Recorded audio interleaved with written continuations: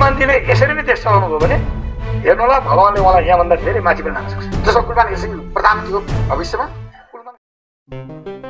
एक रोचक राजनैतिक बयान सार्वजनिक भएको छ। नेपाली कांग्रेसका सांसद तथा स्वास्थ्य व्यवसायी डाक्टर सुनिल शर्माले ऊर्जा मन्त्री कुलमान घिसिङबारे दिएको टिप्पणी अहिले चर्चाको केन्द्रमा छ। अन्तर्वार्ताका क्रममा डाक्टर शर्माले एउटा महत्त्वपूर्ण प्रश्न उठाए, नेपालमा घुस नखाई चल्ने मन्त्रालय देखाइदिनुहोस्। उनका अनुसार यस्तो प्रश्नको जवाब दिन सकिने मन्त्रालय अहिले धेरै छैन, तर उनले एक मन्त्रालयको नाम स्पष्ट रूपमा औलाए, ऊर्जा तथा जलस्रोत मन्त्रालय, जहाँ अहिले मन्त्री छन् कुलमान घिसिङ। डाक्टर शर्माको शब्दमा कुलमान घिसिङले पैसा नली काम गर्छन्, रोकिएका कामहरू पनि पारदर्शी निर्णय मार्फत अघि बढाउँछन्। आज नेपालमा यदि कुनै मन्त्रालय घुस फ्री छ भने त्यो ऊर्जा मन्त्रालय नै हो।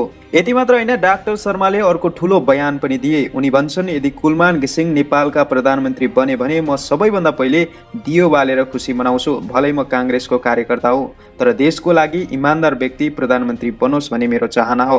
म चाहिँ खुसी हुन्छु, म पर्सनली अहिले पनि क्या आज भोलि बिहान प्रधानमन्त्री चाहिँ कुलमान भयो अरे भन्दाखेरि म सबभन्दा पहिला दियो बाल दिन्छु। म कांग्रेसको कार्यकर्ता हो नि, होइन?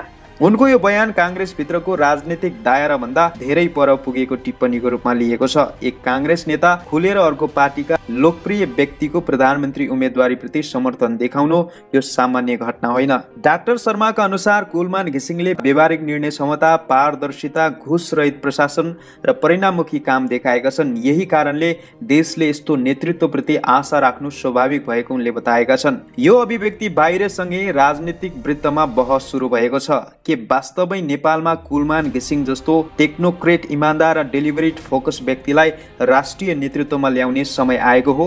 अहिलेको प्रश्न स्पष्ट छ, जनताले यसलाई कसरी लिन्छन् र देशको भविष्य नेतृत्वप्रति यस्तो चाहना कति बलियो रूपमा अगाडि बढ्छ? कमेन्ट बक्समा आफ्नो विचार अवश्य राख्नुहोला र यस च्यानललाई सब्स्क्राइब गर्न नभुल्नुहोला। धन्यवाद, नमस्ते।